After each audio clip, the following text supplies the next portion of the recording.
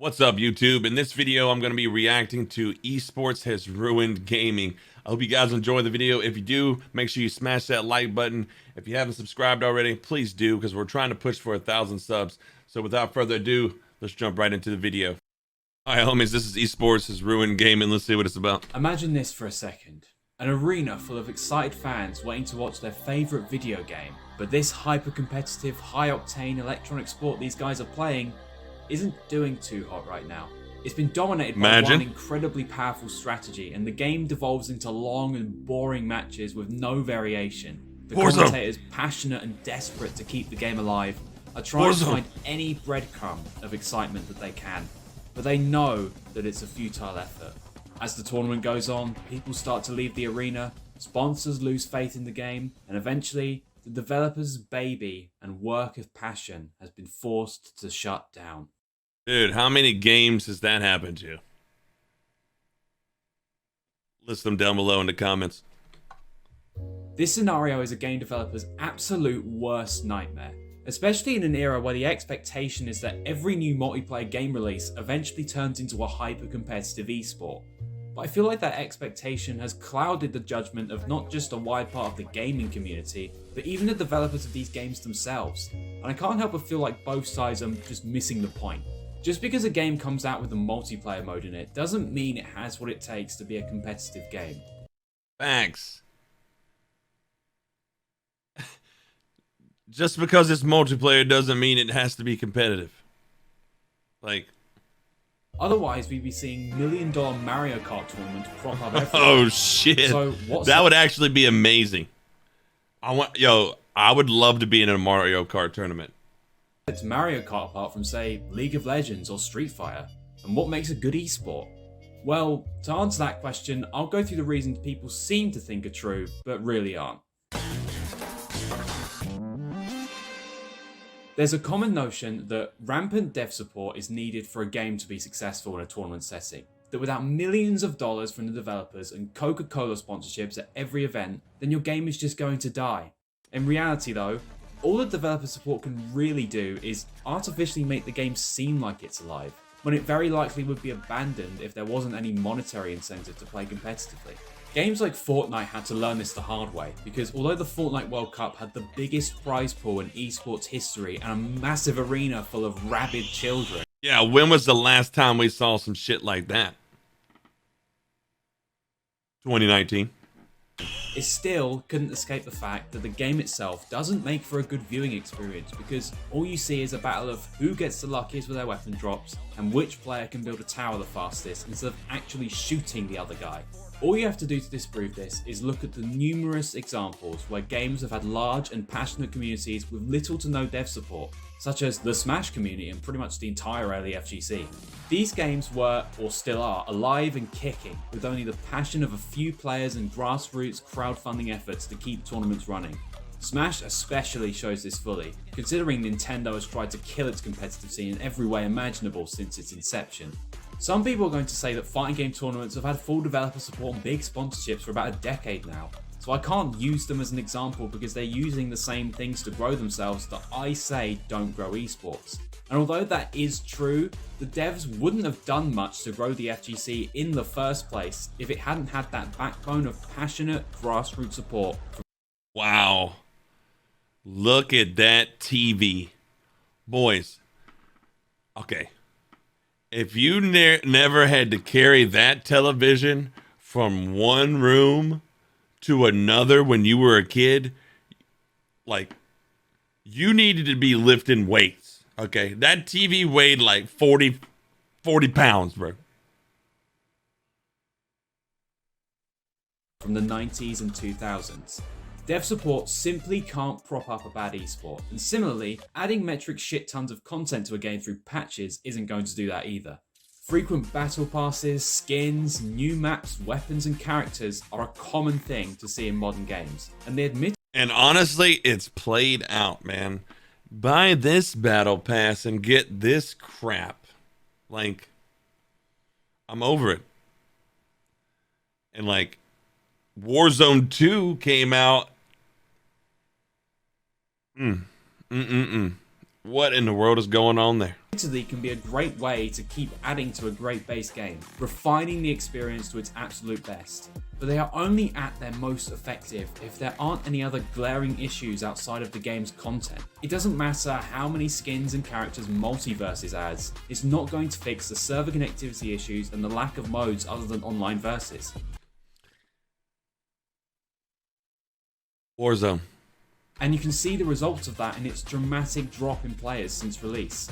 If you Warzone.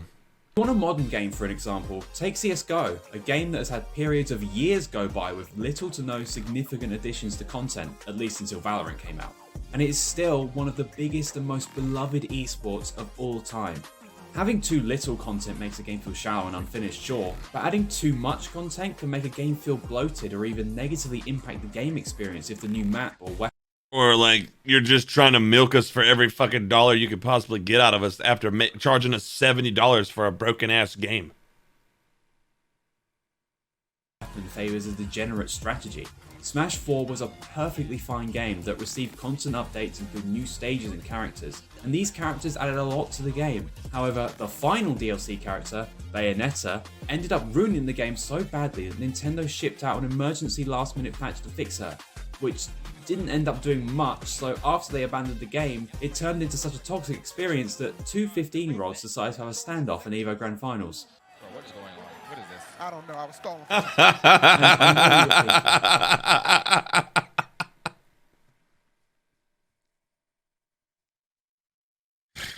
That was amazing. Ardrid, if there's something degen in a game, they should just nerf it. And I fully agree, but let's focus on that point a little more.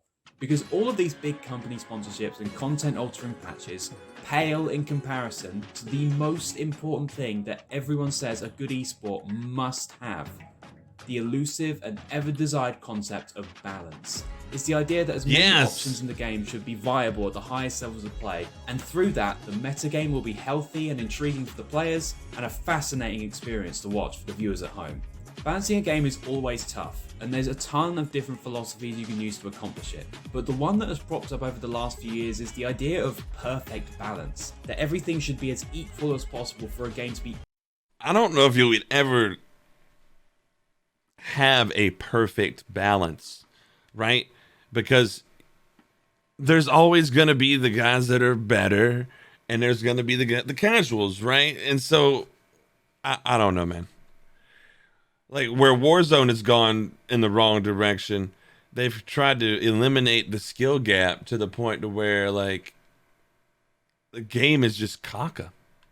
Any fun competitively. But again, if you look at the history, you'll see way too many examples of beloved games that have had varying levels of balance. Smash Bros. Melee, Tekken Tag Tournament 1, Marvel vs. Capcom 2, Street Fighter 3 Third Strike. All of these games are considered to be some of the greatest competitive games in their genre, yet have completely unbalanced rosters where only a small fraction of the characters available to you are viable in tournament play. Okay, at this point, some of you might be thinking something like, this guy is such a dumbass. He's making it seem like none of these things matter with anecdotal examples of games that came out 20 years ago that didn't have any of those things. These games didn't have the same standards or lofty expectations that we have now, nor do they have the same level of options that we do now. Players at the time probably just stuck with their game despite being unbalanced or bloated or whatever, right? Right? That's literally every angry comment.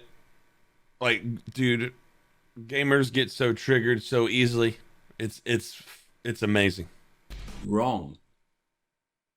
Wait. No!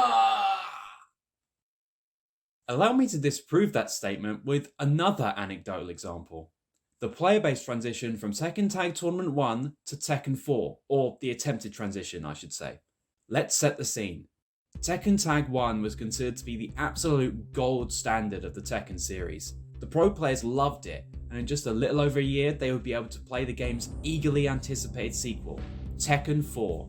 They waited until the game's release month in the arcades of July 2001, and when they got their hands on it, they hated it. It was slow and weird, and the stages had walls and stuff now, although in hindsight they were really cool. And to make matters worse, it had an equally as unbalanced roster as Tag 1, with new character Steve and especially returning fighter Jin being incredibly oppressive. Tekken 4 matches quickly devolved into Jin versus Jin matches, and the game was as divisive as it could have. So, like, in any esport, it's always going to be the meta weapon or the meta character is going to be used, right? It is what it is. Possibly been. Based on this guy's assumption earlier, you'd think that these players would stick with Tekken 4 as this was 2001 and there weren't as many options or as high expectations as we have now for games. Well, actually, the exact opposite happened. After a while of trying to make Tekken 4 work, many Tekken players simply either went back to the horribly unbalanced Tekken Tag 1 or transitioned to other fighting games. Many decided to switch to Namco's other 3D fighter series that had just released a new entry, Soul Calibur 2, a game where the entire roster seemed to be insanely cheap. So why did they go back? Aren't Tekken Tag 1 and Soul Calibur 2 Soul Calibur just is as such bad an as Tekken awesome 4 game. when it comes to cheap characters I don't care what and you say. strategies? What was the difference between these games that made people hate Tekken 4 so much yet adore Tag 1 and Soul Calibur 2? Well, to answer that question, I think it's finally time to get into the actual things that I think create a great and successful esport. 1. The game needs to be easy to understand and watch. It doesn't necessarily have to be fast-paced, but what it does have to be is something that even someone who has never even seen the game before can look at and understand just from a glance. The game's objectives, important elements such as health and damage, and even strategies need to be as easy to understand as possible. As an easy to understand game is going to have a much simpler time bringing in new players than a visual clusterfuck like Fortnite's pro scene. Overwatch has consistently run into this problem with its esports circuit too, where there are just so many particle effects and stuff happening on screen with no downtime whatsoever that it's overwhelming for people who don't understand the game inside and out. I've never understood competitive Overwatch. I'm just gonna be honest, dude. Like, exactly what is written on the damn screen right there. What the fuck is even happening here? Was like always every time I watch, I was like, what's going on? And even when I played it, I didn't know what the hell I was doing. 2. A competent and passionate community and tournament organisers. I'm not talking about some random bog standard event organizer. I'm talking about someone from the community of their game that's passionate and hardworking. Usually someone who was a diehard player themselves who transitioned into TOing. Esports for the most part is not a very profitable industry. So to put on the greatest events on a frequent basis, you need people who are willing to lose money on running tournaments simply for the love of the game. It's what built the early days of Counter-Strike, the FGC, and pretty much every esport. Oh my god, I'm gonna show my age here. So the very first esports tournament I ever joined was in 2003. Oh my goodness, that is gonna be 20 years ago this year. Okay, we're not gonna talk about that. But it was for Pride Fighting Championship. Okay, and it was just now coming out, and the video game store at the mall, I don't even remember the name of it. This was before GameStop. Okay, I'm really showing my freaking age here. All right, so walk into the mall, see the game store, go in to look at the games. They're having the tournament there. I signed up then and there, and I ended up fighting a bunch of different people in the game to win. And I ended up winning a free copy of the game 20 years ago. That stood the test of time today. If your game's competitive scene can't at some point sustain itself on passion alone, then it has little hope of succeeding in a wider context. And 3, this one is the most important one. The game's mechanics need to be as perfectly balanced as possible. Some of you are going to say that I'm contradicting myself here, as I literally just said that balance wasn't important, but let's make a key distinction here. All of the examples I showed of unbalanced games gaining esports success were unbalanced in their rosters, their weapons, their specific elements in which you interact with the game mechanics. The reason that people preferred Tekken Tag 1 to Tekken 4 despite both games having horribly unbalanced rosters was because Tekken Tag 1's core game mechanics were simply much more balanced than Tekken 4's. Even if Steve and Jin were nerfed into oblivion in Tekken 4, the game would have died anyway because of its broken wall system and stupidly easy jab pressure out. So, like, we're seeing this now with Warzone 2 being in its state, and a lot of people being like, you know what? I miss Warzone 1, so I'm gonna go play Caldera. I mean, honestly, I can't stand either one, so I'm just not gonna play Warzone. Of one-frame sidewalks. It wouldn't matter if Bayonetta was never added into Smash 4, because the game's over-reliance on shielding as an approach option and the strength of grabs would have eventually killed it anyway. And no matter how many balance patches and new heroes they added to Overwatch 1, it didn't stop the massive amount of stuns and the 2-tank meta from scaring people away. And after those things were fixed in Overwatch 2, you can easily see just how much larger and passionate the community has gotten over that game. Unless it's an extreme case, when a character or weapon is overpowered, there are always going to be players who will avoid them by using different characters or weapons. Low-tier heroes are a thing. Oh my god, that was always the worst, dude. Getting caught up in a fucking combo, like an infinite combo loop, where they can just keep doing you over and over again, just beating that ass over and over. Oh my god, that would make me snap my controller in half. In every game. But when the core gameplay mechanics heavily favor a particular strat or playstyle, what are they going to do? Avoid the mechanics? Avoiding the game's mechanics is basically the same thing as not playing the game at all. So from that perspective, it's obvious just how important a balanced core gameplay loop is. In that sense, the metrics for what make a good esport are very similar to what makes a good game in general. Nobody wants to play a platformer where running and jumping are slow after all. But the problem is, in the pursuit of this esports dream and eternal relevancy, a lot of developers seem to lose sight of that fact. Think about the biggest live service games in the world right now. League of Legends, Valorant, Apex Legends, all of these games seem to be in good states now. Notice that Warzone is not on this list. But where will they be in 20 years? Will they even be No, around in no. 20 years? If their level No. of success stays the same, then probably. The answer's no. I guarantee you the obsession that these games' devs have with constant content No way. updates and frequent balance. Homies, right now, 20 years from now, if Apex is still around, dude, I will give away $1,000. Okay, just like and comment on this video. Say I want to be in that contest. Okay, $1,000 if Apex is still around in 20 years. Patches will mean that the Apex of today will look nothing like the Apex of 2042. And what if these changes actually made the game worse rather than better? What will you do then? Play an older version of the game? This isn't Minecraft version swapping. These games require you to be online in order to play them. So it's ride or die with the current version until the devs fix it. And if the game's servers get shut down, then tough luck. You are never playing this game again. When talking about game preservation, everyone mentions the old classics that require aging hardware to run. But what about the hundreds of live service games that require massive servers to run and have had so many content patches that the version of the game you played as a kid may not even be available anymore? I don't think that esports itself has ruined gaming. Far from it. I love esports myself, but the mentality and glorification of esports that it puts the community and devs into definitely has. Monetization, microtransactions have ruined gaming. Okay, pay to win has ruined gaming. Okay.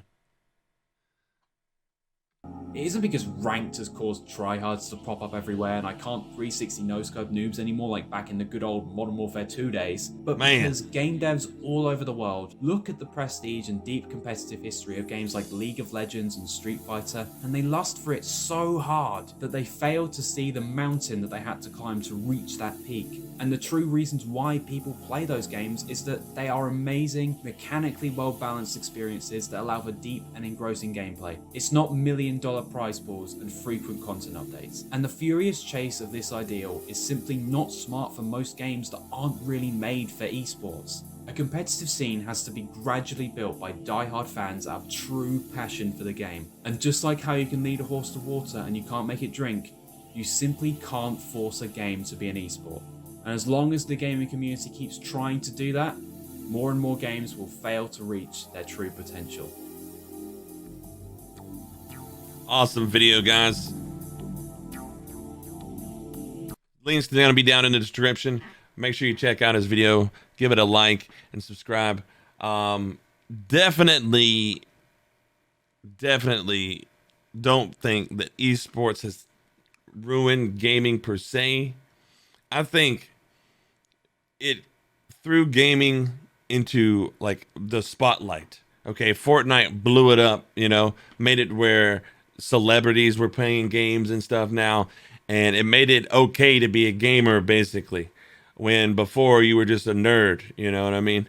And but now it's just like they release a game that's not even complete, and then they try to sell you bits and pieces of it throughout the game's lifespan, and then they come out with something else that's garbage later on, and then everything you just spent on this game doesn't matter. You just wasted all your money here.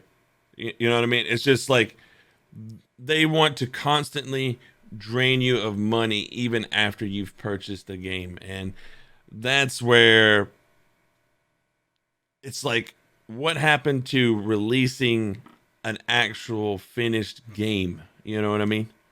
Where is that?